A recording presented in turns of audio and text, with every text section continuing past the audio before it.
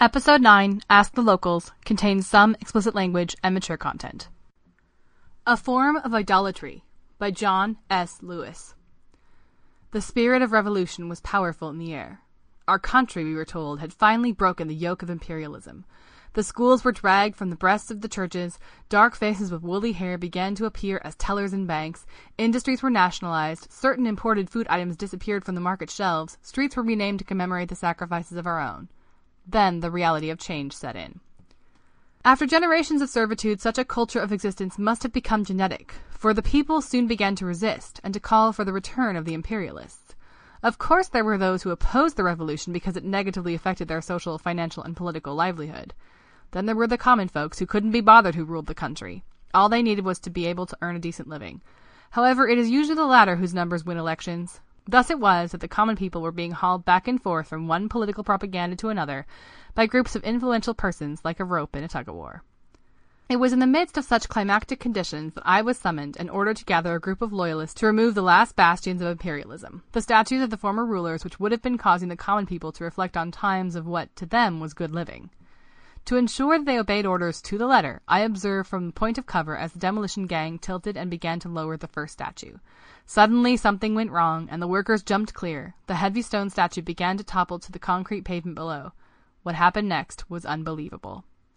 One of those very loyalists plunged under that statue, and although he could not stop its fall, he was able to prevent the shattering of that statue against the pavement. Now the hero of imperialism was pinned under the statue with head, arms, and legs sticking out, spread like a turtle. I had my orders. I walked up to the now crowded scene and quickly assessed the situation. "Get that man out and rush him to the hospital. Hurry! Get him out quickly, even if you have to break up that statue," I shouted at no one in particular. At first the crowd seemed frozen in shock, whether by the sight of the toppled statue or the trapped worker, I often wonder. However, my words, "break up the statue," promptly galvanized them into action. "No!" A self-appointed leader stepped forward. "Come on, you all lend a hand. We could lift this statue." And to my amazement, they lifted that heavy block of stone and lovingly stood it again on its base.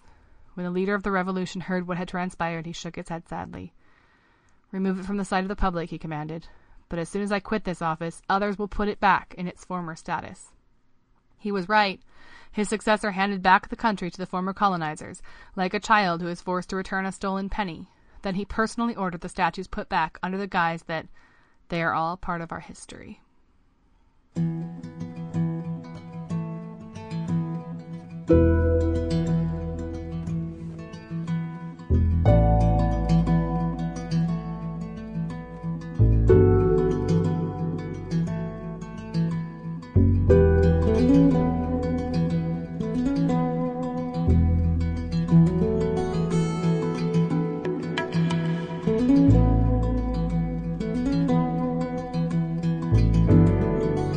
Hello and welcome to No Extra Words, the Flash Fiction Podcast. My name is Chris Baker-Dersch. I'm your producer and editor. Today is Ask the Locals, which references a conversation I used to have with friends back when I was backpacking, traveling in my early 20s, about being a traveler versus being a tourist. Being a traveler meaning that you were experiencing a culture at eye level by living in it, by being connected to the people who are part of it. And that's really what today's episode is about, is people who live in different parts of the world, who have experienced historical conflicts and are still living with the repercussions of those today. And it's very easy to think of those people as being just in history books or in photos on National Geographic websites. That's not what today is about. Today is about hearing those stories from the people who are living them. A Form of Idolatry comes to us from Guyana, which is in the Caribbean. And I love the way that story ends with the statement about things being part of our history. That is a reality that we've been grappling with even here in the United States this summer about what happens to the relics of old conflicts once those conflicts are over and what do they mean years later. Near where I live in Seattle, there is a statue of Lenin, Vladimir Lenin. And there are people who say this statue, which was brought over from Eastern Europe post-Cold War, is a work of art. And this was an artist who worked in a time and a place where the restrictions were severe, but he found ways of expressing his opinion about Lenin through that art and that art should be valued. And then there are people who say Lenin was a dictator who committed crimes against humanity, and what is he still doing here? These are really the questions, and it's a question that I threw out to the listeners in a writing prompt about that statue of Lenin. Didn't hear back from anybody, but I am going to continue to challenge you with writing prompts like that, maybe not quite as obscure, because I think it is important and I would love to feature your work as a listener right here on the show. So keep watching our website, noextrawords.wordpress.com, and maybe one of those days, one of those writing prompts will grab you and you will share your work with us. We are here on episode 9 of the podcast. No plans to go anywhere anytime soon. Things are going well. We're hitting our goals in terms of numbers of downloads and submission of stories, things like that. Would love your help in our growth. And there are 3 big ways you can do that. The first thing is share. Let your coworkers and friends know what you're listening to. All of our episodes are linked on social media. You can hit share that way or just share in person. Number 2 thing is subscribe. Subscribing is 100% free. This costs you nothing. You go to our website, noextrawords.wordpress.com, click on the link at the top that says get the podcast, and it will show you different ways you can do that. And if you've never subscribed to a podcast before, there are some tutorials right there that'll walk you through it. Subscribing does not put you on anybody's mailing list. iTunes literally won't even tell me how many subscribers we have, much less who you are, and neither will the other apps. So if you subscribe, all it means is you get the new episodes as they're released. It doesn't mean anything else. The third way you can help us, when you're over there at iTunes or wherever you are subscribing to us, leave us a review. That's how we reach new listeners, if you let them know that you like the show. This is the first episode that we've marked as explicit. That's not a decision I made. That is a convention of iTunes. We're generally a pretty clean show, but life is not always pretty and clean, and sometimes it takes coarse language to really get at a different side of, a different corner of life. And that is what's going to happen in Expats, the story by Christina Carrere, which is coming right up. I could spend a lot of time telling you how powerful this story is, or I could get out of the way and let you hear it. So I'm going to sign off here and say I will see you next week on No Extra Words.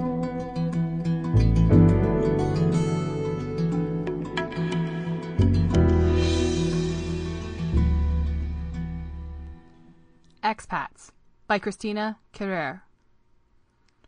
The first time I saw him was at the Tin Roof corner store, waiting to buy a loaf of local bread and cheap smokes for my sweetheart. He whizzed by on a barely moving motorcycle that rattled and clanged and spewed black smoke. Attached to the back of his bike were 20 or so empty used plastic water bottles that flailed in unison. It made a ghastly noise that made me jump up and turn around in such a shock as if someone threw a bottle rocket at my feet. The man will soon fill them with sakao, a local concoction used primarily for Pohnpeian ceremonial purposes, but coveted by most expats as a means to get stoned. He was ragged as the motorcycle he rode on, skeletal, toothless, and worse for wear. I couldn't figure out if he was a hippie from the 60s living his dream here, or if he was escaping from a crime elsewhere that made him hide away on an island most people don't even know exists. Either way, he rode without shirt and shoes, exposing jagged ribs and bones. He looked like he had no way to get to where he came from, so after many years the people say he has resigned to die here. Sakao was his only girlfriend, because the local women knew he couldn't offer them anything, so he lived in the hills without any real friends or real livelihood, living further and further from society. Someday he will stop coming into town, and someday someone will find his body up there. There's another man of the same ilk, a little younger, maybe late 50s, who calls himself a mechanic, an odd jobs kind of guy that hung around one of the laundromats in town, fixing broken washer machines. Another vagabond character, a scrawny chain smoker and also rough on the edges. He discovered the island via the Navy years ago during the 70s, got another tour here, and decided to never leave. While I was folding my clothes, he told me how he came to be on the island. Americans usually come together like some secret society to talk about these things, with heads bowed and voices lowered like the CIA do in the movies.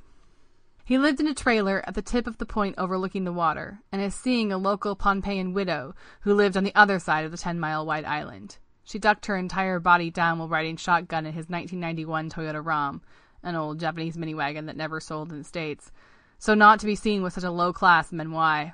I have passed this trailer when I went swimming in the mildly polluted brackish waters that fed back into the ocean.